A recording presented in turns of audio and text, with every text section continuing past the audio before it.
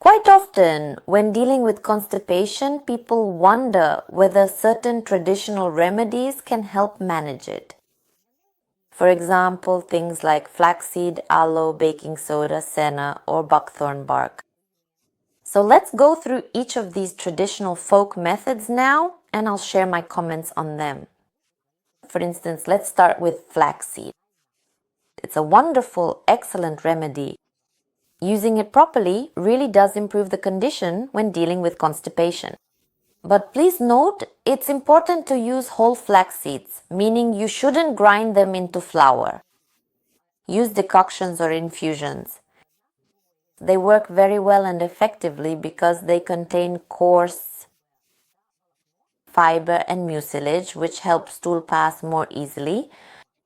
To properly prepare, for example, a flaxseed decoction, you can use 3 tablespoons of flaxseed per 0.5 liters of water, boil it for 10 minutes, and then use the cooled decoction, drinking 1/3 of a glass 2 to 3 times a day. This will be enough to actively move the stool along.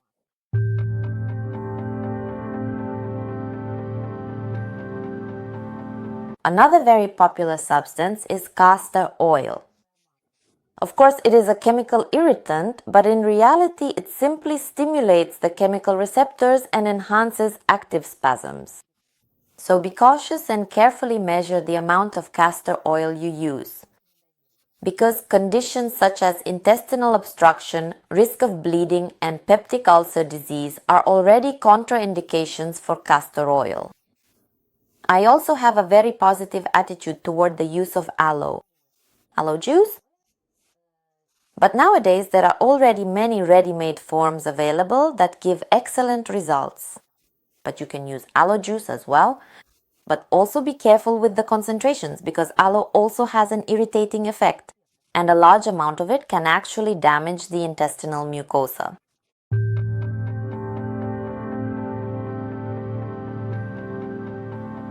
Also, another very popular folk remedy is, for example, a mixture of several types of plants. For example, these are plums, prunes, nuts, and the use of dried apricots.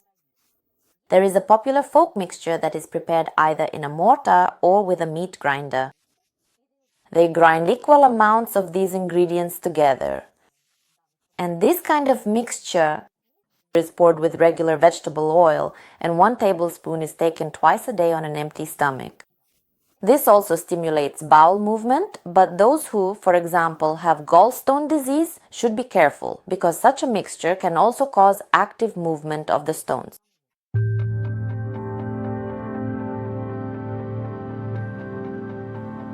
The next very popular remedy is senna or cassia. In fact, it is a very potent chemical irritant. And quite often I encounter patients who, for example, take up to 20 to 50 senna tablets. This is catastrophically unacceptable because using senna in such huge amounts actually has the opposite effect. It causes strong dependence and actually slows down the functioning of the intestines. There is also a popular folk method of using decoctions or powdered mixtures made from buckthorn bark. This also works due to its strong chemical irritation. But all of these, as I mentioned before, are prokinetics, that is, medications that stimulate the movement of smooth and muscular tissue. So it's not surprising that they can cause spasmodic pain, intense cramps, bloating, gas, and strong painful sensations. Be careful.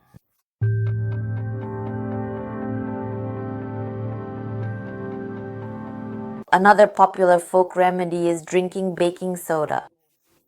But, dear friends, please pay attention. Baking soda is actually quite a strong irritant. And if you know, baking soda is produced by combining salt, ammonia, and carbon dioxide, which, when mixed with the enzymes of the stomach and pancreas, can actually trigger a hyperactive reaction and cause additional inflammation. Therefore, I believe that using such a remedy should be done very, very carefully, and if you do use it, start with very small doses.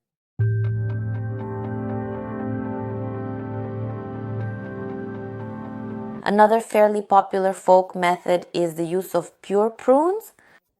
You can simply chew prunes or use them in the form of compotes or decoctions. It's also great to combine, for example, prunes with rosehip decoction. There is a method where these are combined, and together they produce a more active motility effect. Another popular and quite effective folk remedy is the use of boiled young walnuts. This involves collecting walnuts that are still unripe, peeling off the outer skin, and boiling them for several hours. You can use this very decoction, and you can also actively eat the boiled walnuts themselves. The walnut itself can be used to promote bowel movement. So use folk remedies as well, but do so wisely.